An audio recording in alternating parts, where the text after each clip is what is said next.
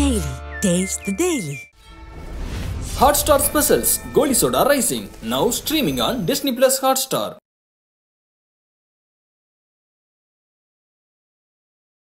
தேசிய அரசியலை 100 பேர் எடுப்பான், திராவிட அரசியலையும் 100 பேர் எடுப்பான். திராவிட அரசியல் பிழையானதல்ல. ஸ்டாலின் நடத்துகிற அரசியலும் கருணாநிதி நடத்துகிற அரசியலும் தான் பிழையானது. இது என்ன பட்டா போட்டு கொடுத்துருக்கிறார்களா கருணாநிதி குடும்பத்திற்கு?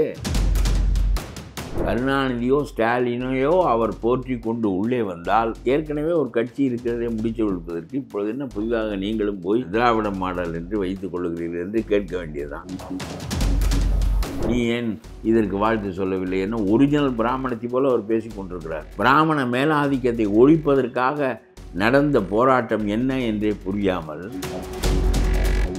யாரால் ஆளப்படுகிறது? ஸ்டெர்லைட்டால் ஆளப்படுகிறது, அம்பானியால் ஆளப்படுகிறது, அதானியால் ஆளப்படுகிறது. இதையெல்லாம் மாற்றுவதற்கு நீ வருவதென்றால் வா, இல்லாவிட்டால் நீ வந்து இப்பொழுது புதிதாக என்ன செய்ய போகிறாய் என்று நான் கேட்கின்றேன். அதனாலே ஸ்டாலின் விலை போகிறார். ஆகவே இந்த நாட்டை ஸ்டாலின் ஆளுகிறார் என்று சொல்லுகின்றவன் முதல் தர முட்டாள். ஸ்டெர்லைட் போன்ற கார்ப்பரேட் நிறுவனங்கள் தான் ஆளுகின்றன. அவர்களை அசைப்பதற்கு நீங்கள் நரபடியெல்லாம் கொடுக்காமல் அசைக்கவே முடியாது. இப்படிப்பட்ட நாட்டை நான் ஆளுகிறேன், என் மகன் ஆளுகிறான், அவன் ஆளுகிறான், இவன் ஆளுகிறான் என்று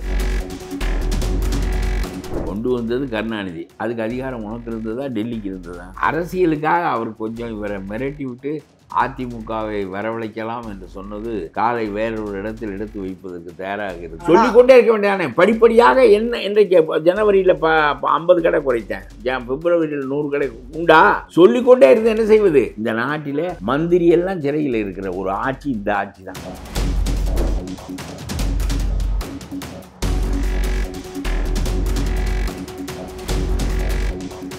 ஐபிசி தமிழ் நேயர்களுக்கு வணக்கம். இன்று நம்முடன் இணைந்திருக்கும் சிறப்பு விருந்தினர் தமிழ்நாடு தன்னுரிமை கழகத்தின் தலைவர் திரு பழகருப்பையா அவர்கள். வணக்கம் சார். விஜய் அவர்களோட கட்சி தமிழக வெற்றி கழகத்தோட மாநாடு அக்டோபர் 27 அறிவிச்சிருக்காங்க சார். திராவிட அரசியல் தான் கையில் எடுக்கிறாரு அப்படின்னு சொல்றாங்க. திமுக அதிமுக தலைவர்களும் மரியாதை செலுத்திருக்காரு. இதே அரசியலை எதிர்ப்பு அரசியல் இல்லாமல் இதே அரசியலை கையில் எடுத்தால் வெற்றி பெற முடியும்னு நினைக்கிறீங்க? இல்லை, அவர் இன்னும் முழுமையாக வெளிவரவில்லை. ஆகவே அவருடைய நோக்கம் என்ன என்று எனக்கு தெரியாது. எப்பொழுது இவர் இந்த மாநாட்டை நடத்துவாரோ, இன்னும் எத்தனை கேள்விகள் அரசாங்கத்தில் கேட்பார்களோ, இன்னும் எவ்வளவு காலத்திற்கு இவர்கள் பதில் சொல்லி கொண்டிருப்பார்களோ எனக்கு தெரியாது. ஆனாலும் கூட 32 கேள்விக்கு பதிலாக 64 கேள்வி கேட்கலாம். இப்படியே கேட்டுக்கொண்டே இருக்கலாம்.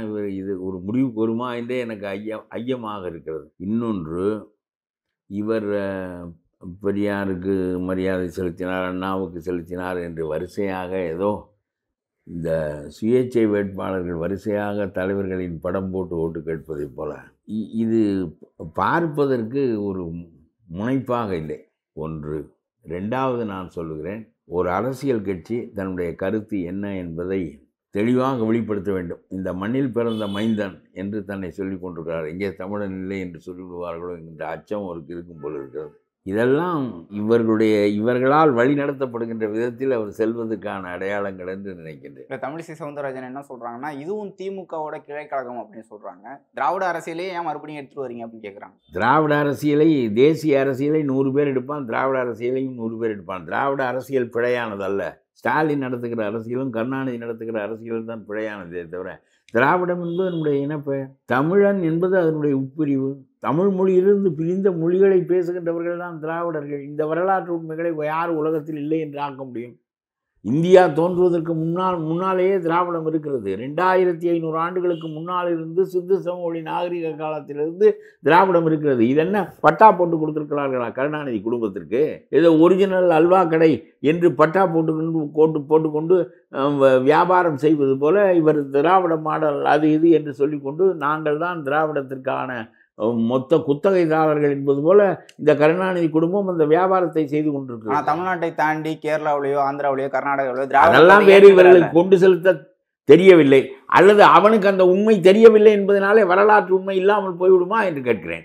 மலையாளிக்கும் மற்றவனுக்கும் இதை ஒரு கொள்கையாக எடுத்துக்கொண்டிருக்க தெரியவில்லை என்றால் அது அவர்களுடைய குற்றமே தவிர, அவர்களுடைய அறியாமையை தவிர அது வரலாற்று உண்மை என்று இல்லாமல் போய்விடுமா என்று கேட்கிறேன் நான்.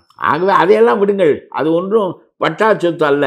அது ஒன்றும் திராவிட முன்னேற்ற கழகத்திற்கோ கருணாநிதி குடும்பத்திற்கோ சொந்தமானது அல்ல. சும்மா அவர் திராவிட மாடல் அது இது என்று போட்டுக்கொண்டு ஒரிஜினல் அல்வா கடை என்பது போல் அவர் வியாபாரம் நடத்துவதற்கு முயலுகிறாரே தவிர அதை பற்றி ஒன்றுமில்லை. இவருக்கு அதுதான் கொள்கையா என்றும் தெரியவில்லை. நீங்கள் எல்லாரும் ரொம்ப பதட்டப்படுகிறீர்கள். ஏன் அவர் வெளியே வரட்டுமே, உள்ளே இருந்து வெளியே வந்த பிறகு அவருடைய நிறம் என்ன என்று தெரியும். திமுக கட்சியோட நிறுவனரே அண்ணா அவர்கள் தான், அவருக்கு வந்து மரியாதை செலுத்துறாரு. அதே மாதிரி பெரியார் அவர்களுக்கு, அதே மாதிரி எம்ஜிஆர் அவர்களையும் தன்னுடைய படங்களையும் தன்னுடைய பாடல்களையும் காமிக்கிறாங்க. மனிதர்களை பாராட்டுவது என்பது தனி நிலை. இல்ல, நீங்க ஒரு கட்சி ஆரம்பிக்கிறீங்க, நீங்க ஒரு கட்சி ஆரம்பிக்கும் போது நீங்க புதிதாக தானே வரணும். இதற்கு முன்னாடி இருக்க கட்சிகள் திமுக அதிமுக கட்சி தலைவர்களை நீங்க தலைவர்களா ஏற்றுக்க முடியுமா?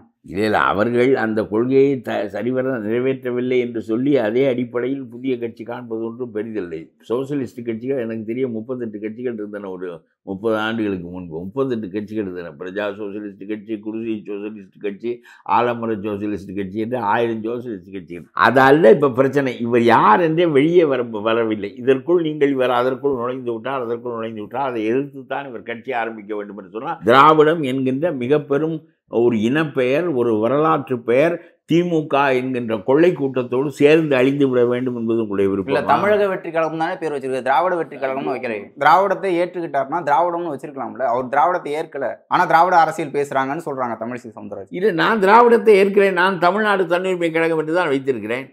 இப்பொழுது இருக்கின்ற மாநிலம் தமிழ் மாநிலம் தானே. ஆகவே நான் இதற்குள், இந்த வரையறைக்குள் தான் செயல்பட போகிறேன். திராவிடம் என்பது முழு தென்னிந்தியா. ஆகவே நான் செயல்பட போகின்ற களத்திற்குள் பேர் வைத்துக் கொள்வதில் என்ன பிழை? நான் திராவிடம் என்று பெயர் வைக்காத காரணத்தினாலே திராவிடத்தை மறுக்கின்றவன் இல்லை. அது ஒன்றும் கருணாநிதி குடும்பத்து சொத்து அல்ல. முதலில் உங்களுக்கு புரியவில்லை. அது எவன் வேண்டுமானால் வைத்துக் கொள்ளலாம். இந்தியா என்கின்ற பெயரில் 100 பேர் கட்சி ஆரம்பிக்கலாம். தேசியம் என்ற பெயரில் 200 பேர் கட்சி ஆரம்பிக்கலாம். இல்லை, தமிழ்நாட்டில் திமுக வந்து அதிமுக எதிர்கட்சியை காமிக்கும், அதிமுக திமுக எதிர்கட்சியை காமிக்கும். இப்போ ஜெயலலிதா அவர்கள், கருணாநிதி அவர்கள் எதிர் துருவத்தில் தான் அரசியல் பண்ணாங்க. அதுதான் வெற்றியை நோக்கி போகும்.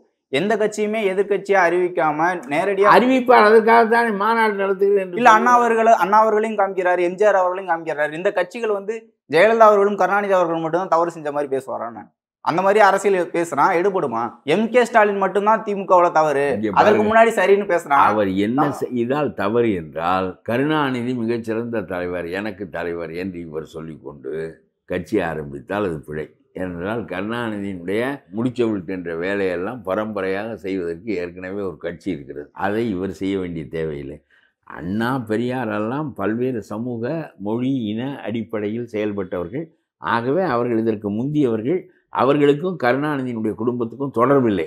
ஆகவே அண்ணாவை போற்றுவதனாலோ பெரியாரை போற்றுவதனாலோ இவருடைய முக அடையாளம் திமுக என்பது உங்களுடைய தவறான பார்வை. கருணாநிதியோ ஸ்டாலினையோ அவர் போற்றி கொண்டு உள்ளே வந்தால் ஏற்கனவே ஒரு கட்சி இருக்கிறதே முடிச்சு விழுப்பதற்கு இப்பொழுது என்ன புதிதாக நீங்களும் போய் திராவிட மாடல் என்று வைத்துக் கொள்ளுகிறீர்கள் என்று கேட்க வேண்டியதுதான். இது அண்ணாவும் பெரியாரும் அதற்கு முந்திய மனிதர்கள். அவர்கள் பல்வேறு போராட்டங்களில் ஈடுபட்டு நாட்டினுடைய முகத்தை மாற்றி அமைத்தவர்கள். ஆகவே அவர்களை போற்றுவது என்பது பிழையானதல்ல. இதற்கும் திமுகவுக்கும் தொடர்பில்லை. திமுக ஒரிஜினல் அல்வா கடை என்று போடுவது போல அது அவருடைய சொந்த சொத்து அல்ல. அதே மாதிரி விஜய் அவர்களோட வாழ்த்துகளில் வந்து பிற மதங்களுக்கு வந்து வாழ்த்து தெரிவித்தார். அதே மாதிரி விநாயகர் சதுர்த்திக்கு வாழ்த்து தெரிவிக்கல. விநாயகர் வந்து ஒரு இந்து கடவுளாக பார்க்கப்படணுமான்னு கேட்குறேன். இல்லை, நான் விநாயகர் சதுர்த்திக்கு வாழ்த்து சொல்வதில்லை. வரலாற்று ரீதியா முருகனை வந்து எல்லாருமே கொண்டாடுறாங்க. வரலாற்று ரீதியா முருகன் எல்லாரும் இதுக்கு என்ன சொல்ல, விநாயகர் சதுர்த்திக்கு வாழ்த்து சொல்வது என்பது யாருக்கு சொல்வது? விநாயகருக்கு சொல்வதா? விநாயகர் நினைக்க மாட்டாரா? கொழுப்பு பிடித்தவர்கள் இவர்களெல்லாம் நமக்கே வாழ்த்து சொல்ல கிளம்பி விட்டான். நாம் இவர்களை வாழ்த்துவது என்பது போக கடைசியில் நம்மை வாழ்த்த இவனெல்லாம் கிளம்பி விட்டான் என்று இப்போ விநாயகர் நினைக்க மாட்டாரா? யாருக்கு வாழ்த்து சொல்வீர்கள்? அட்பார் ஈக்குவலான ஆட்களுக்கு வாழ்த்து சொல்வீர்கள். உடனொத்த ஆட்களுக்கு வாழ்த்து சொல். கடவுளுக்கு என்ன வாழ்த்து சொல்வீர்கள்? மக்கள் இந்து மக்கள் கடவுளுக்கு என்ன வாழ்த்து சொல்கிறீர்கள்? இந்து மக்கள் வந்து கொண்டாடுறாங்கன்னா அந்த பண்டிகைக்கு வாழ்த்து தெரிவிக்கணும்ல. ரம்ஜானுக்கு வாழ்த்து தெரிவிக்கிறீங்க, கிறிஸ்துமஸுக்கு வாழ்த்து தெரிவிக்கிறீங்க. நான் ஒன்றுக்கும் தெரிவிப்பதில்லை. இது அவரவர்கள் கிறிஸ்துமஸ் மெர்ரி கிறிஸ்துமஸ் என்று வெள்ளைக்காரன் அவனுடைய பண்டிகையின் போது வாழ்த்து தெரிவித்து பழகியதை இவர்கள் பிடித்து கொண்டார்கள். இவனுக்கு எதுவும் சொந்த கருத்து இல்லை. இந்த வாழ்த்து சொல்லுகிறானே இந்த RSS காரன், இவன் இந்த மெர்ரி கிறிஸ்மஸிலிருந்து இதை கண்டுபிடித்தானே தவிர இவன் வைத்திருக்கிற புராணங்களில் மற்றவற்றில் வாழ்த்து சொல்லிக் கொள்ளுகின்ற பழக்கம் இருக்கிறதா என்று ஒருவனை காட்ட சொல்லுங்கள். இந்த தமிழிசையை காட்ட சொல்லுங்கள். ஏதோ பதவிக்காக போன பெண்மணியை தவிர அவர் ஜி என்று சொல்லிக்கொண்டு நமக்கு பச்சையான தமிழ் சமூகங்களில் இவர்களால் ஒதுக்கப்பட்டு பெரும் போராட்டத்திற்கு பிறகு நிமிர்ந்து வந்த சமூகம் அது பார்ப்பனர்களை வைத்து கொண்டு திருமணம் செய்வதில்லை, மற்ற காரியங்களெல்லாம் செய்வதில்லை. ஆனால் பார்ப்பன மேலாதிக்கத்திற்கான கட்சியில் இந்த தமிழிசை உட்கார்ந்து கொண்டு நீ ஏன் இதற்கு வாழ்த்து சொல்லவில்லை என்ன ஒரிஜினல் பிராமணத்தை போல அவர் பேசி கொண்டிருக்கிறார். பிராமண மேலாதிக்கத்தை ஒழிப்பதற்காக நடந்த போராட்டம் என்ன என்றே புரியாமல் மீண்டும் அந்த ஆர்எஸ்எஸ் வழியாக அந்த பார்ப்பன மேலாண்மையை கொண்டு வருவதற்கு இவர்கள் முயல்கிறார்கள். ஆர்எஸ்எஸ் என்பதும் பிஜேபி என்பதும் பார்ப்பன மேலாதிக்க தன்மையுடைய கட்சி, வேத மேலாதிக்க தன்மையுடைய கட்சி. இந்த பெரியார் படத்தை திமுக காரன் போடுகிறான், அதிமுக காரன் போடுகிறான், அண்ணா படத்தையும் போட்டுக்கொள்கிறான். கருணாநிதி படத்தை இவன் போடுவதில்லை, எம்ஜிஆர் படத்தை அவன் போடுவதில்லை. இங்கே தான் வேறுபடுகிறார்கள். அதுபோல் இவரும் இவர் படத்தை போட்டுக்கொள்வார். ஆகவே மூன்றாவதாக வேறுபடுவார். ஆக நான் என்ன சொல்லுகிறேன் என்றால், திராவிடம் என்பது மோசமான கொள்கை இல்லை. அது அவர்களுக்கு பட்டா போட்டு கொடுக்கப்பட்ட சொத்துக்களும் இல்லை. இவர்கள் மட்டுமே நிலைநாட்டிய கொள்கை இல்லை. அதை அவர் வைத்துக்கொள்ள நினைத்தால் காரண காரியங்களை சொல்லிவிட்டு வைத்துக்கொள்ளட்டும். அவர் வெளியவே வருவதற்கு முன்னால் இப்படிப்பா இந்த பக்கம் போனாரே பார்த்தேனே, இவர் கன்னியாகுமரிக்கு போகிறார், இல்லை உளுந்தூர்பேட்டைக்கிட்ட திரும்பினாரே சேலத்துக்கு போகிறார், நீங்களாக ஏன் சொல்லுகிறீர்கள் என்று கேட்கிறேன் நான். தமிழ்நாட்டை பொறுத்த வரைக்கும் இங்கே சமூக நீதி, மாநில உரிமை, அதே மாதிரி பெண் உரிமை அப்படின்ட்டு திமுக கட்சியாக இருக்கட்டும், அதிமுக கட்சியாக இருக்கட்டும், இந்த அரசியலை தான் கையில் எடுப்பாங்க. அதே மாதிரி தான் சிஏக்கு எதிர்ப்பு தெரிவித்து விஜய் அவர்கள் ஒரு அறிக்கை கொடுத்திருந்தாங்க. அதே மாதிரி இங்கே இருக்கக்கூடிய மாநில அரசியலை தான் கையில் எடுக்கிறான்னு விஜய் அவர்கள் பேசுகிறாங்க. திமுக அதிமுக கட்சிகள் இருக்கும்போது இதே அரசியலை கையில் எடுத்தால் வெற்றி வாய்ப்பு கிடைக்கும்னு நினைக்கிறீங்களா விஜய் அவர்களை பொறுத்த வரைக்கும்? தெரியவில்லை, அவர் ஒன்றையுமே சொல்லவில்லை. நீயாக இவ்வளதையும் சொல்லுகிறாயே தவிர அவர் இங்க செயல்படுத்திட்டாங்கன்னு நினைக்கிறீங்களா, செயல்படுத்தலன்னு நினைக்கிறீங்களா? அவர் தமிழ்நாட்டை பொறுத்தவரை மாநில உரிமை மீட்கப்பட்டிருக்குன்னு நினைக்கிறீங்களா? நான் சொல்லுகிறேன், இதையே திருப்பி செய்வதற்கு இவர் தேவையில்லை தான், அவர்களே செய்து விடுவார்கள். அதனால் இவர் ஏதாவது புதிதாக சொல்வார் என்று தான் நான் நினைக்கின்றேன். நான் எப்படி சிந்திப்பேன் என்றால், தமிழ்நாட்டினுடைய அரசியலை பொதுவாக இந்திய அரசியலே 50 ஆண்டுகளுக்கு முன்பு அண்ணா இதில் தலைமையேற்று நின்ற போது இருந்த காலத்தின் போக்கு வேறு, இப்பொழுது இருக்கின்ற காலத்தின் போக்கு வேறு. அவர் அன்றைக்கு பார்ப்பன மேலாதிக்கத்தை எதிர்த்து போராடுகின்றவராக இருந்தார். இப்பொழுதும் அந்த போராட்டம் தேவைப்படுகிறது. ஏனென்றால் அது அரசாங்கத்தின் துணையோடு உள்ளே வருகிறது. ஆகவே அதை எதிர்த்து திமுக போராடுவதில்லை. சொல்லி பார்த்தார்கள், அந்த சனாதன தர்மம் என்றால் அது எப்படி, நாங்கள் பெரியாரின் வாரிசுகள், சனாதன தர்மத்தை ஏற்க மாட்டோம் என்று உதயநிதி சொன்னார். சொல்லிய பிறகு வடநாட்டில் கிளம்பிய எதிர்ப்பை பார்த்து விட்டு காங்கிரஸ்காரன் உன்னோடு கூட்டு சேர முடியாது என்று சொல்லிவிட்டான். நீ இந்த வாயை மூடிக்கொண்டிருக்காவிட்டால் உன்னோடு கூட்டு சேர முடியாது என்று சொல்லிவிட்டான். அவ்வளவுதான். சனாதன தர்மத்தை தூக்கி வங்காள குழாய்களில் எழுதி விட்டார்கள்.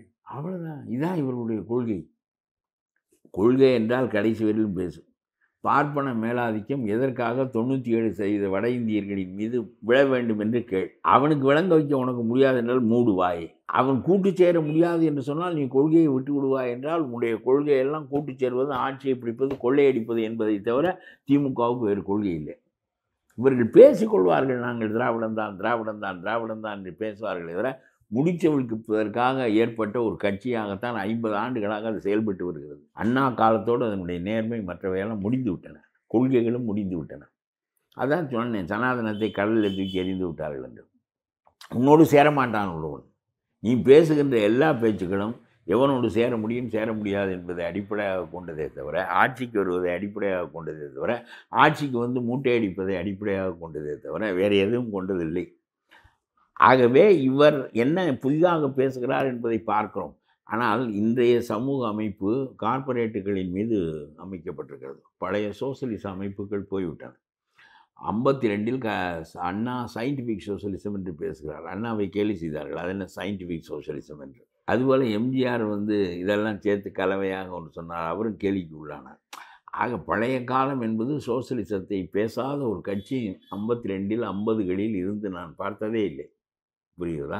அன்றைய நிலை வேறு. இன்றைய லிபரலைஸ்டு எக்கானமி என்பதற்கு பின்பு எல்லா முதலாளிகளையும் போய் கால்களை, சங்கராச்சாரியாருடைய காலை கழுவி குடிப்பது போல எல்லா முதலாளிகளுடைய காலை கழுவி குடிப்பதற்கு அமெரிக்காவுக்கு போகிறார்கள், வெனிஸுக்கு போகிறார்கள், ஜெர்மனிக்கு போகிறார்கள். காலம் பெரிய மாறுதல் அடைந்து விட்டது. அவனுடைய நலன்தான் முக்கியம் என்று இவர்கள் அங்கே போய் மஞ்சளோடு தேங்காய் வைத்து அவர்கள் கையில் வாழைப்பழமெல்லாம் வைத்து அவர்கள் கையில் கொடுத்து கும்பிட்டு வந்து எங்களுடைய ஊருக்கு வாருங்கள் என்கிறார்கள். அவனுடைய நலன் தான் முக்கியம். இப்போ தொழிலாளியினுடைய நலன் முக்கியமில்லை. தொழிலாளியினுடைய நலன் முக்கியமில்லை. எவ்வளவோ அரசியல் இங்கே மாறிவிட்டது. கம்யூனிஸ்ட் கட்சிகளே தொழிலாளிகளுக்காக போராடுகின்ற தன்மையை இழந்து விட்டார்கள். ஆகவே இதிலே விஜய் என்ன செய்ய போகிறார் என்பது கேள்வி. நான் ஒன்று மட்டும் சொல்லுகிறேன், கார்ப்பரேட்டுகள் எவ்வளவு வலிமையாக இருக்கிறார்கள் என்பதற்கு நான் ஒன்று சொல்லுகிறேன். 60-70 கார்ப்பரேட்டுகள் இந்தியாவை ஆளுகின்றன. பாராளுமன்றத்திற்கு 540 பேர் போகிறார்கள், இந்த 40 பேர் உட்பட. இவர்கள் பூராவுமே கார்ப்பரேட்டுகளுடைய ஏஜென்ட்டுகள் தான். அவர்கள் விரும்புகின்ற காரியத்தை செய்து கொடுக்கின்ற வகையிலும் தான் இவர்களெல்லாம் ஆட்சியிலே இருக்க முடியும். அதற்கு சான்று ஒன்று சொல்லுகிறேன். ஸ்டெர்லைட் என்கின்ற பெரிய கார்ப்பரேட் நிறுவனம் அந்த மக்களுக்கு சுகாதாரத்திற்கு ஊறு விளைவிக்கக்கூடிய ஒரு நிறுவனம் தூத்துக்குடிக்குள் நுழைந்து விட்டது. குஜராத்தில் விரட்டப்பட்டு, மராத்தியில் விரட்டப்பட்டு இங்கே நுழைந்து விட்டது. நம்முடைய ஆட்கள் தான் ஈரமான கையை பிடித்து கொள்வார்களே, நுழைந்து விட்டு அந்த மக்களுக்கு பெரும் துயரம், பெரும் சுகாதாரக்கேடு வந்தது. மக்கள் எந்த தலைமையும் இல்லாமல் தாங்களாகவே ஊர்வலம் போனார்கள். 13 பேரை சுட்டு கொண்டு விட்டார்கள். அந்த 13 பேர் சுட்டு கொல்லப்பட்டது எடப்பாடி ஆட்சியில். அவருக்கே தெரியாதது. ஏனென்றால் இங்கே உள்ள போலீஸ்காரனுக்கு 2வது சம்பளம் ஸ்டெர்லைட்டில் நடக்கிறது. நான் ஊகிக்கிறேன். இல்லாவிட்டால் அவன் இவர்களை சுட மாட்டான். சுட்டான். இந்த 17 பேரின் மீதும் கொலை வழக்கு போட்டு தூக்கிலே போடு என்று நீதிபதி சொன்னார். கொலை வழக்கு போட்டு தூக்கிலே போடு என்று. இந்த வழக்கை எடுத்துக்கொண்டாரா நம்முடைய ஸ்டாலின்? நீதிபதி சொன்ன பிறகும் அந்த வழக்கை எடுக்கவில்லை.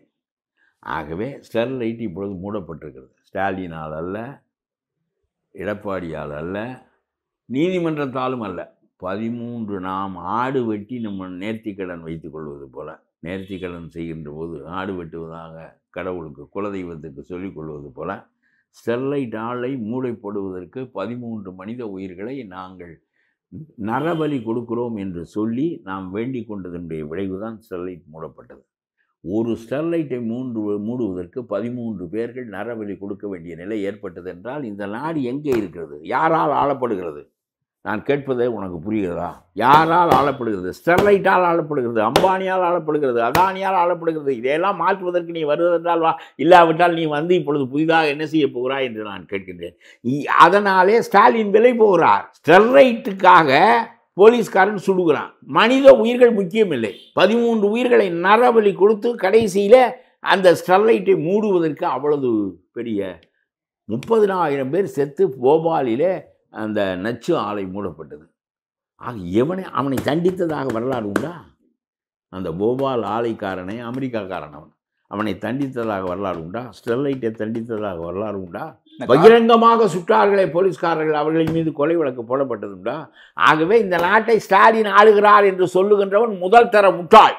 ஸ்டெர்லைட் போன்ற கார்ப்பரேட் நிறுவனங்கள் தான் ஆளுகின்றன. அவர்களை அசைப்பதற்கு நீங்கள் நரபலியெல்லாம் கொடுக்காமல் அசைக்கவே முடியாது. இப்படிப்பட்ட நாட்டை நான் ஆளுகிறேன், என் மகன் ஆளுகிறான், அவன் ஆளுகிறான், இவன் ஆளுகிறான் என்று முட்டாள்கள் அரசியல் பேசுகிறார்கள். இந்த கார்ப்பரேட்டுக்கு எதிரான ஒரு அரசியலை விஜய் கையில் எடுக்கணும்னு சொல்லி எனக்கு தெரியாது. எடுக்க உனக்கு எதெல்லாம் தீமை என்று படுகிறதோ அதையெல்லாம் எடு. இதையெல்லாம் எடுக்க தேவையில்லை என்று சொன்னால் அந்த அரசியலுக்கு ஒன்றும் புதிதாக செய்வதற்கு எதுவும் இல்லை. இன்றைக்கு அரசியலே அவர்கள் கையில் இருக்கிறது. அவன் எலும்பு துண்டுகளை வீசுவான், ஸ்டாலின் சேர்த்து வைத்துக் கொள்வார். அவ்வளவுதானே தவிர உலகமெல்லாம் போய் அவனுடைய காலை கழுவு, சங்கராச்சாரியாருடைய காலை கழுவுவதை கேவலம் என்று சொல்வதற்கு நமக்கு சுயமரியாதை இயக்கம் இருந்தது. முதலாளியினுடைய காலை கழுவுவதற்கு கேவலம் என்று சொல்வதற்கு எந்த சுயமரியாதை இயக்கமும் இல்லை. அக்டோபர் 2ஆம் தேதி காந்தி ஜெயந்தி அன்றைக்கு மது ஒழிப்பு மாநாடு விசிக வந்து கள்ளக்குறிச்சியில் எடுக்கிறாங்க. அதற்கு திமுக தலைவர்கிட்ட நேரடியாக போயிட்டு அழைப்பு. நான் வந்து அதுக்கு ஒரு யோசனை தான் சொன்னேன். அதாவது இந்த ஆர்எஸ் பாரதி ஒரு வலுவட்டை, அது ஒரு வலுவட்டையில் 1ஆம் நம்பர் வலுவட்டை. இந்த ஆர்எஸ் பாரதி அவரும் இளங்கோவனும் போய் அந்த மாநாட்டில் பேசினால் அந்த மாநாடு சிறப்படையாது. அதனாலே அந்த டிஆர் பாலுவையும் ஜெகதேசகனையும் அந்த மாநாட்டுக்கு திமுகவின் சார்பாக அனுப்பி பேச வைத்தால் கள் உடனடியாக ஒழிந்து விடும். மது ஒழிப்புக்கு எதிராக ஆமாம், அவர்கள் தானே சாராயத்தை இந்த நாட்டுக்காக டாஸ்மார்க்குக்காக உற்பத்தி செய்கிறவர். ஆனால் அவங்களுடைய பேரில் இல்லை அப்படின்னு தானே சொல்கிறாங்க. அது தெரியாது. யாருடைய பேரில் இருந்தாலுன்னா, என் பேரில் இருந்தாலுன்னா, நாங்கள் பொன்முடி பேர் இருந்தாலும் பொன்முடி சம்சாரம் பேர் இருந்தாலும் மாட்டிக்கொண்டால் பெண்முடி சம்சாரம் மாட்டிக்கொள்ள வேண்டியிருக்கு. அதுதான் வருந்தத்துக்குரியது. அது கிடக்கு. இதெல்லாம் ஒரு கேள்வி என்று கேட்கலாமா? உங்களுடைய அதிகாரத்துக்கு உட்பட்டதான் அந்த பணம் யார் பேருக்கு இருந்தாலும் என்ன? இந்த மாதிரி கேள்விகள் கிளை கேள்விகளாக விளைகின்றன. நான் சொல்லுகிறேன், இவர்கள் 2 பேரும் சேர்ந்து அங்கே பேசினால் ரொம்ப சிறப்பாக இருக்கும். என்றால் இவர்கள்தான் டாஸ்மார்க்கினுடைய மொத்த உற்பத்தியாளர்களில் 2 பேர். இவர்கள் போய் பேச வேண்டும். சீமை சாராயத்தை ஒழிக்க வேண்டும், கல்லை ஒழிக்க வேண்டும், போதையை ஒழிக்க வேண்டும் என்று இவர்கள் பேச வேண்டும். அப்பொழுதுதான் திருமாவளவன் அரசியலை விட்டு வெளியேறுவார். திருமாவளவனுடைய அரசியலையே நாசப்படுத்தி விட்டார்கள். அவர் கொஞ்சம் முனைப்பாக பேசி கொண்டிருப்பார், சனாதனம் அது இது என்று. ஆட்சியிலே இல்லை, அதனாலே சனாதனம் என்று இவர் பேசுவார். அங்கே இல்லாவிட்டால் வடக்கே இருக்கிறவன் நெருக்கி விடுவான். சனாதனமெல்லாம் பேசினால் இங்கே என்னோட கூட்டணிக்கு வராது என்பான். என்ன ஆகவே சனாதனம் பேசுவது நியாயமா என்றால் நியாயம். எதற்காக? அது என்ன வர்ணாசிரம தர்மத்தை அடிப்படையாக கொண்டது அது. அதற்காக மனிதர்களுக்கு இடையே எதற்காக பாகுபாடு இருக்க வேண்டும்? எதற்காக பாகுபாடு? நான் சொல்லுகிறேன், சாதியை ஒழிக்கிறேன் என்று சொல்லுகிற இவன் எல்லாம் ஒழிக்கவே மாட்டான். சாதி எங்கே நிற்கிறது என்று அதனுடைய கூரை கண்டுபிடிக்க அவர்களால் முடியவில்லை. சாதி நிற்பதே உயர்வு தாழ்வில்லை தான். உயர்வு தாழ்வு அற்ற வாழ்க்கையை நாம் வாழ்ந்தால், எனக்கு சாதாரண தாழ்த்தப்பட்டவனை பார்க்கின்ற போதும் பார்ப்பனனை பார்க்கின்ற போதும் ஒரே மாதிரியான கருத்து ஏற்படும் என்றால் நான் சாதியிலிருந்து விடுபட்டவன் தான். ஒழிக்கிறதுக்கான வேலைகளும் செய்கிறாங்க. இது மது ஒழிப்புக்கான மாநாடு அறிவிச்சிருக்காரு. இல்லை, மதுவெல்லாம் ஒழிய போவதில்லை. என்றைக்கு டிஆர் பாலுவும் ஜெகத்ரட்சகனும் இங்கே வரப்போகிறார்களோ, என்றைக்கு திமுக அதற்குள் நுழைந்து விட்டதோ, அதற்கு பிறகு என்பது மது ஒழியாது. இல்லை, அதை ரொம்ப கெட்டிக்காரத்தனமாக ஸ்டாலின் செய்து விட்டார். அதாவது உன்னை தனியாக விட்டால் சத்தம் போடுவாய். அப்புறம் அதிமுக காரன் அவர் பார்த்தார். அதிமுகவும் அழைப்பு கொடுத்துருக்காரு. அது அதிமுகவை அழைத்தார், திமுகவை அழைக்கவில்லை. அழைக்காதவன் உள்ளே வந்து விட்டான், அழைத்தவன் வெளியே நின்று விட்டான். என்ன காரணம்? சாராயம் யாரால் இருக்கிறது? யார் கையில் இதற்கு அதிகாரம் இருக்கிறது? இவர் போய் பேசுகிறாரே, நம்முடைய திருமாவளவனுடைய அரசியல் கூர்மையையே கெடுத்து விட்டார்கள். டெல்லி அரசாங்கம் இதற்கு சட்டம் போட வேண்டும் என்று கேட்கிறார். இந்திய அளவுல வந்து சரி செய்யணும் அப்படின்னு சொல்றாரு. ஒட்டுமொத்தமா மது ஒழிப்பு கொண்டு வரணும்னு சொல்றாரு. என்ன நீ பேசிக்கொண்டே இருக்கிறான்? இதை கொண்டு வந்தது யார்? மோடியா? வாஜ்பாயா? ஜவஹர்லால் நேருவா? கொண்டு வந்தது கருணாநிதி. அது மூடு கொண்டு வந்தது கருணாநிதி. அதுக்கு அதிகாரம் உனக்கு இருந்ததா, டெல்லிக்கு இருந்ததா? மாநில அரசு தான். மாநில அரசுக்கு தான் இருந்தது. கொண்டு வந்த ஆளே மூடுங்கள். பாதிக்கப்படுகிற மக்கள் தமிழ் மக்களா, உத்தரப்பிரதேச மக்களா, தமிழ்நாட்டு மக்கள்? அப்புறம் என்னத்துக்கு நீ போய் டெல்லியில் அவன் இதை செய்ய மாட்டேன் என்று சொன்னால் நம்முடைய மக்களெல்லாம் சாகட்டுமா? இல்லை, அவன் செய்து விட்டு ஒழித்து விட்டேன் என்று சொன்னால் நீ மூடி விடுவாராய கடையை? உனக்கு வருமானம் எப்படி வரும்? இந்த மாநாட்டிலே வந்து பாமக பங்கேற்கக்கூடாது, பாஜக பங்கேற்கக்கூடாதுன்னு திருமாவளவன் அவர்கள் சொல்கிறாங்க. பாமக 44 ஆண்டுகளாக வந்து மது ஒழிப்புக்காக தான் போராடுறோம், நாங்கள் பங்கேற்கலாம்னு. இல்லை, நான் என்ன சொல்கிறேன், அவருக்கு நோக்கம் அது இல்லை, அரசியல் நோக்கம் என்கின்ற காரணத்தால் தான். அதாவது என்ன செய்யணும், நாம் எல்லோரும் சேர்ந்து நடத்துவோம் மது ஒழிப்பு மாநாடு. இல்லை, போய் கள்ளுக்கடைக்கு முன்னால் மறியல் செய்யுங்கள், மக்களை குடிக்க விடாதீர்கள். காந்தி அதை தான் செய்தார். கள்ளுக்கடைக்கு முன்னால் போய் மறியல் செய்தார். வேற என்ன நோக்கத்துக்காக செய்யறான்னு நினைக்கிறீங்க? அரசியலுக்காக அவர் கொஞ்சம் இவரை மிரட்டி விட்டு அதிமுகவை வரவழைக்கலாம் என்று சொன்னது காலை வேறொரு இடத்தில் எடுத்து வைப்பதற்கு தயாராக இருந்தார். 2026 கருணாநிதி மகன் அதை தெளிவாக புரிந்து கொண்டு உங்களுக்கு எல்லா வசதிகளும் செய்து தரப்படும், உங்களுக்கு எல்லா இடங்களும் வழங்கப்படும், நீங்கள் சேர வேண்டாம், மது ஒழிப்பு மாநாட்டை அறிவித்தபடி நடத்துங்கள், நானும் கலந்து கொள்கிறேன் என்று மாநாட்டின் நோக்கத்தை கெடுத்து விட்டார். கருணாநிதி மகன் கலந்து கொள்ளுகிற மாநாடு கல்லொழிப்பு மாநாடாக இருக்குமா? இது என்னது? யாருக்கு எதிராக நீங்கள் போராடுகிறீர்கள்? மத்திய அரசாங்கத்துக்கு எதிராகவா? மத்திய அரசாங்கமாக திறந்தான் புரியவில்லையே என்று மக்கள் எல்லோரும் சிரிக்கிறார்கள். இல்லை, படிப்படியாக குறைப்போன்னு திமுகவும் அவங்களோட சொல்லியிருக்காங்க. திமுக பங்கேற்றாங்க, சொல்லிக்கொண்டே இருக்க வேண்டியதானே. படிப்படியாக என்ன இன்றைக்கு ஜனவரியில் 50 கடை குறைத்தேன், பிப்ரவரியில் 100 கடை உண்டா? சொல்லிக்கொண்டே இருந்து என்ன செய்வது? படிப்படியாக எதையும் செய்ய முடியாது. மூடு. படிப்படியாக ஒன்றையும் செய்ய முடியாது. 50 பீடி குடித்தவன் படிப்படியாக குடித்த 5 பீடிக்கு வந்தான்ற வரலாறே கிடையாது. அக்டோபர் 28 திமுகவோட பவள விழா காஞ்சிபுரத்தில் நடத்துறாங்க. அதுல துணை முதலமைச்சரா உதயநிதி ஸ்டாலின் துணை முதலமைச்சர் ஆகட்டும், முதலமைச்சராகவே ஆகட்டும், இதுல என்ன இந்த மக்களுக்கு என்ன? மூட்டை படிப்பதற்காக ஒரு கட்சி, அதற்கு ஒரு ஆட்சி. இந்த நாட்டினுடைய ஜனநாயகம் சாரமற்றது. அதனாலே எவன் பெரிய கூட்டம் வைத்திருக்கிறானோ, எவனிடம் பணம் இருக்கிறதோ அவன் ஆட்சிக்கு வர முடியும் என்கின்ற அமைப்பாக இது இருக்கின்ற வரையிலும் ரொம்ப தூய அமைப்பாக சிங்கப்பூரில் ஆட்சி நடக்கிறது. ராத்திரி 12 மணிக்கு ஒரு பெண் தன்னந்தனியாக நடந்து போகலாம். சிங்கப்பூர் பாஸ்போர்ட் நீங்கள் வைத்திருந்தால் 150 நாடுகளில் ஏனென்று கேட்காமல் உங்களை உள்ளே விட்டு விடுவான். ஏனென்றால் இங்கே தவறுகளே நடப்பதில்லை. ரொம்ப மினிமம் பேருக்கு தான் தவறுகள் நடக்கின்றன. அப்படி ஒரு ஆட்சி இங்கே நடக்கிறது. போய் பார்த்து விட்டு வாவேன். ஸ்பெயினுக்கு போகிறா, இங்கே போகிறேன், வைத்தியத்துக்கு போ, சிங்கப்பூர்னு வைத்தியம் பண்ணி கொள்ளலாம். பார்த்து விட்டு வா அந்த ஆட்சியெல்லாம் எப்படி நடக்கிறது என்று. அதை விட்டு இவர் முதலமைச்சரான இருக்கிறவனெல்லாம் என்ன பேசுகிறான்? மாநாடு போட்டால் உதயநிதியை உடனே துணை முதல்வர் ஆக்குங்கள். ஏன்? அப்பொழுதுதான் மாதம் மும்மாறி பொழியும். இல்லை என்றால் மாதம் மும்மாறி பொழியாது. இல்லை, கார் ரேஸ் எல்லாம் நடத்தினாரு, இதற்கு முன்னாடி செஸ் போட்டியெல்லாம் நல்லா நடத்திருக்காரு. அப்போ ஆட்சியும் அதிகாரத்தையும் கொடுத்தா நல்லா பண்ணுவாங்கன்னு சொல்றாங்க. ஏழை மக்கள் 20% பேர் இரவு உணவு இல்லாமல் படுக்க போகிறான். கார் ரேஸ் நடத்தியவனை பற்றி பேசுகிறாயே, சரியாக இருக்குமா? அது கார் ரேஸை போய் இருங்காட்டுக்கோட்டையில் நடத்து, பணக்காரனுக்காக நடத்துகிற ரேஸு. இந்த நாட்டில் மாட்டு வண்டி ரேஸ் தான் நடத்துவான், எனக்கு தெரிய சேவல் சண்டை தான் நடத்துவான். இதுதான் இந்த நாட்டு மக்களுக்கு உரிய பழக்கமாக இருந்து நான் பார்த்துருக்கிறேன். மவுண்ட் ரோடை மூடி, தீவுத்திடலை மூடி 2 நாளைக்கு கோலாகலப்பட விட்டு அந்த போக்குவரத்தை எதற்காக இங்கே கொண்டு போய் இருந்து நடத்துகிறாய்? அப்பொழுதுதான் பார்ப்பான் என்று நினைக்கிறாய். நம்முடைய போய் இருங்காட்டுக்கோட்டையில் அதற்கென்ற தடம் இருக்கிறது, அங்கே போய் நடத்து. இப்பொழுது என்ன 20% பேர் இரவு உணவு இல்லாமல் படுக்க போகிறானே, ஒரு ஆளுடைய பசியை கூடுதலாக குறைக்குமா அது? ஒரு துணை முதல்வர் ஆனால் இந்த குடும்பமே மூட்டை அடிக்கிற குடும்பம் என்று நான் சொல்லுகிறேன். இந்த குடும்பமே மூட்டை அடிக்கிற குடும்பம். திராவிட முன்னேற்ற கழகம் என்பது திராவிட மூட்டை அடிக்கிற முன்னேற்ற கழகம் தான் அது. இதுதான் அந்த காலத்தில் இந்த காலம் வரை நடக்கிறது. சன் டிவியை நாட்டில் இருக்கிறவனுக்கெல்லாம் இலவசமாக வழங்கி சன் டிவியினுடைய கேபிள் கனெக்ஷனை பெரிய அளவுக்கு பெருக்கி அதை பெரிய நிறுவனமாக ஆக்கினார்கள். எல்லாவற்றையும் அப்படித்தான் செய்வார்கள். 1,70,000 கோடி கொள்ளையடித்தீர்களே, அந்த பணம் என்ன ஆவணராஜா அவரே எடுத்துக்கொண்டு போய்விட்டாரா? எல்லாம் உங்களுடைய கலைஞர் டிவிக்கு வந்தது, கனிமொழிக்கு வந்தது. அதனால தான் டெல்லியில் போய் சிறையில் இருந்தீர்கள். இந்த நாட்டில் மந்திரி எல்லாம் சிறையில் இருக்கிற ஒரு ஆட்சி இந்த ஆட்சி தான். எங்கேயாவது உண்டா? மந்திரி பூராவும் சிறையில் இருக்கிறான். 17 பேருக்கு மீது வழக்கு இருக்கிறது. எப்பொழுது அவன் உள்ளே போவான் என்று தெரியாது. 3 ஆண்டு தண்டிக்கப்பட்ட பொன்முடி மந்திரியாக இருக்கிறார். அவர் அந்த பாலாஜி அவர் உள்ளேயே கிடக்கிறார். கேவலமாக இருக்கிறது. ஒரு கட்சியினுடைய மந்திரிகளினுடைய முகமே சிறை முகம்தான் என்று சொன்னால் அந்த கட்சியினுடைய யோக்கியதை என்ன? இதையெல்லாம் பேசுவதற்கு ஒரு கட்சி வர வேண்டும் என்று விரும்புகிறோம். எந்த அளவுக்கு ஒரு ஊக்கமாக பேசுவார், எந்த அளவுக்கு ஒரு ஊக்கமாக நிற்பார் என்றெல்லாம் எனக்கு தெரியாது. ஒரு வெளியே வரட்டும். முகத்தையே காட்டாமல் மூடுதலைக்குள் இருக்கிற முகத்தை பற்றி விமர்சனம் செய் என்றால் எப்படி செய்வது? சமீபத்தில் ஆம்ஸ்ட்ராங் அவர்கள் படுகொலை செய்யப்பட்டார். அதில் ரவுடிகள் நிறைய பேர் கைது செய்யப்பட்டாங்க. அதே மாதிரி வழக்கறிஞர்களும் கைது செய்யப்பட்டாங்க. நேற்றைக்கு பிஎஸ்பி கட்சியோட பொதுச் செயலாளர் ராகுல் காந்திக்கு ஒரு கடிதம் அனுப்பியிருக்காரு. இதில் செல்வ பெருந்தகை ஒரு காரணமாக இருக்கலாம். அவர் மீது ஒரு சந்தேகம் இருக்குது. அவரை கட்சி விட்டு நீக்குங்க. அப்போ தான் திமுகவில் இருக்கக்கூடிய திமுக அரசு இதை அவர் விசாரணை பண்ணுவாங்கன்னு சொல்லியிருக்காங்க. சொல்வார்கள், பொய்யும் சொல்வார்கள். நம்முடைய அரசியலில் எவனாவது ஒருவன் மீது குற்றம் சுவாட்டி தொடக்கத்தில் அரசியல் கொலை இல்லைன்னு சொல்லப்பட்ட நிலையில் இது ஒரு கட்சியை நோக்கி பயணிக்குது. இல்லை, நான் சொல்கிறேன், சொல்லுகின்ற மனிதனவன் என்ன ஆதாரம், இதை ஆதாரங்களை கொண்டு போய் கொடுக்கட்டும், போலீஸில் நடவடிக்கை எடுக்கட்டும். அப்புறம் எடுக்கவில்லை என்றால் எல்லாருமாக சேர்ந்து ஒரு உண்மை குற்றவாளியை எதற்கு மூடி மறைக்கிறான் என்று கேட்கலாம். எவனோ ஒருவன் கடிதம் எழுதினான் என்பதற்காகவே இல்லை கட்சியோட மாநில பொதுச் செயலாளர் கடிதம் அனுப்பியிருக்காங்க. யார் மேலே அனுப்பலாம்? ராகுல் காந்தி மேலே நீங்கள் அனுப்ப முடியாதா?